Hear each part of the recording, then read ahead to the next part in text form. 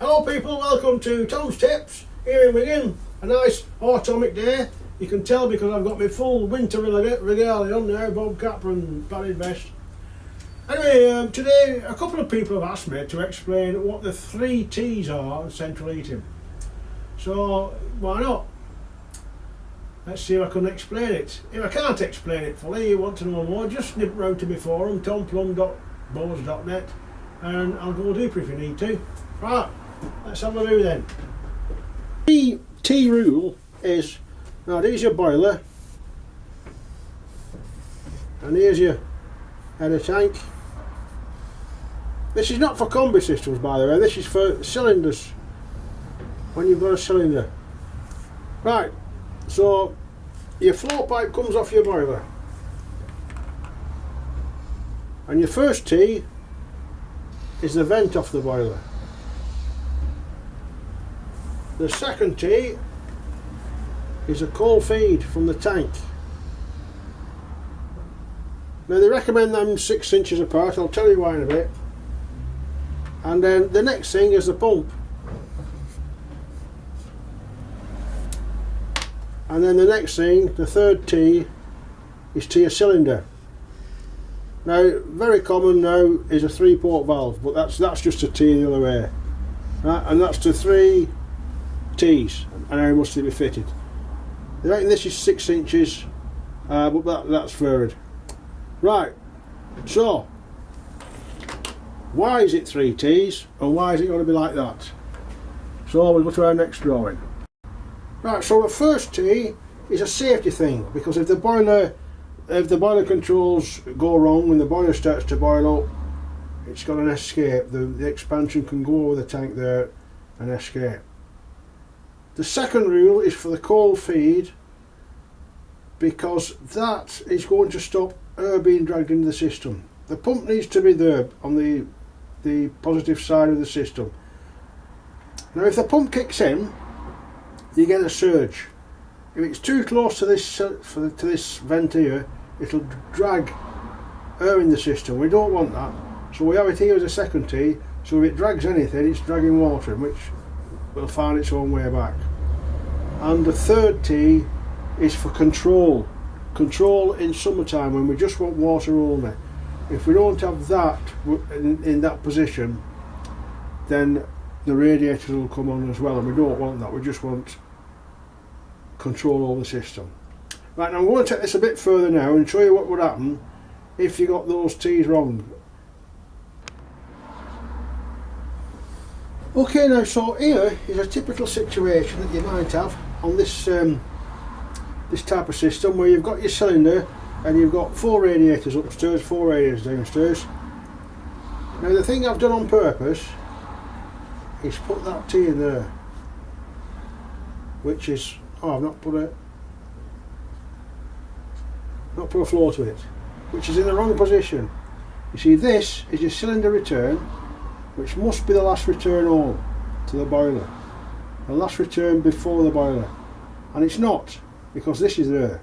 So what's going to happen in that case is your hot water in summertime.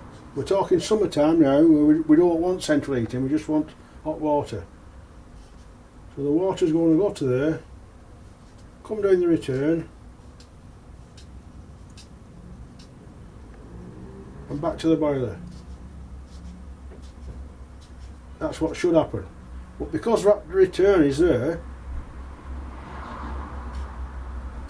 it can go down that return, and then it can go up this floor, and it's in the circuit now. It can go where it wants. Here out the rads. See?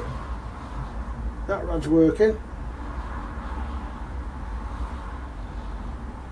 You can go in the floor there, go up the floor there, and back into this return, back to the boiler. So that's allowed rads into the circuit, so you'll get hot rads in summertime, which you don't want. That's just because you've put that T there. Right, so that's very important. That T especially, that's done loads of times. You see that loads of times. The reason you can work out, if you're in a house and the radiators are working in summertime, you don't want them, And if you check which is getting hot first, the flow should get hot first.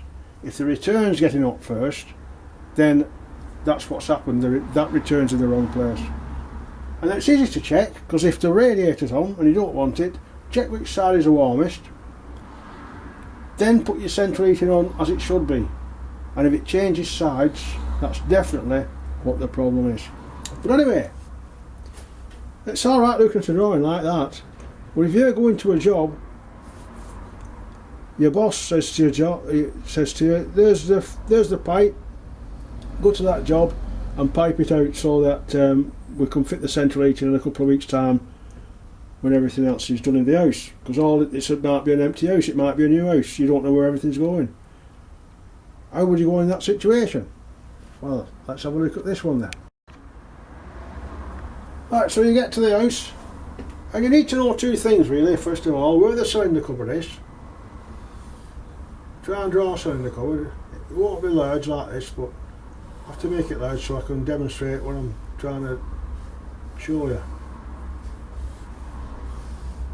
That's a cylinder cupboard.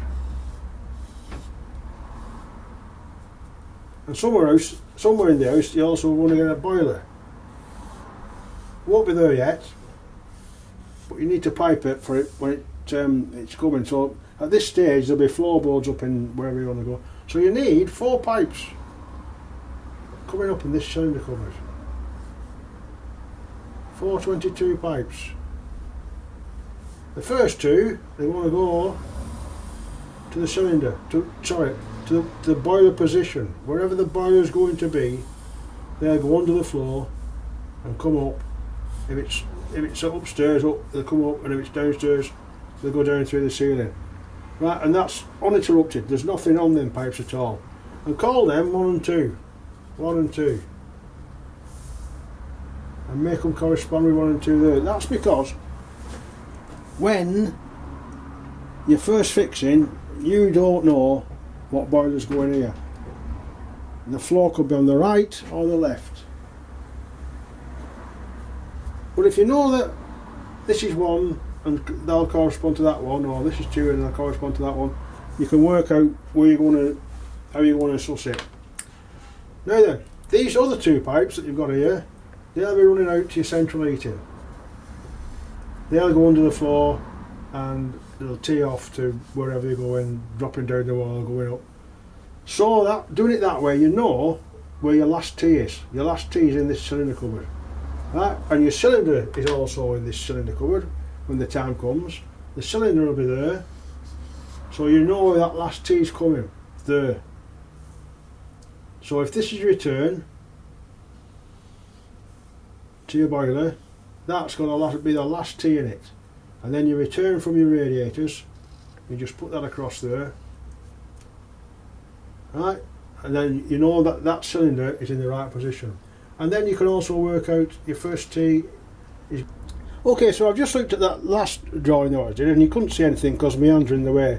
So here we are in the cylinder cupboard again. These are the 2 going to the boiler. Right, they're going under the floor and off to the boiler. Let's have that as the floor, and this is the return. And this return is from the central heating pipes to the radiators. They're under the floor there, and they're going to the radiators. So we have this return coming into this return, but picking the cylinder up. So that's the return off of a cylinder. So that's all the returns from the radiators, and that's the return from the cylinder, and they're all going back to the boiler now, and that couldn't be better. So this is our flow from the boiler. This is coming inwards. So our first tee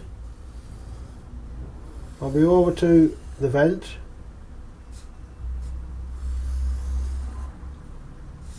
The second tee, it'll be picking up the coal feed. Then we'll have the pump. Then we'll have the valve, the 3-port valve. That'll drop into the radiators, and that'll go over to the cylinder.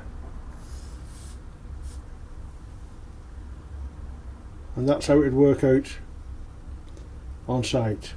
Okay, so I hope you understand that.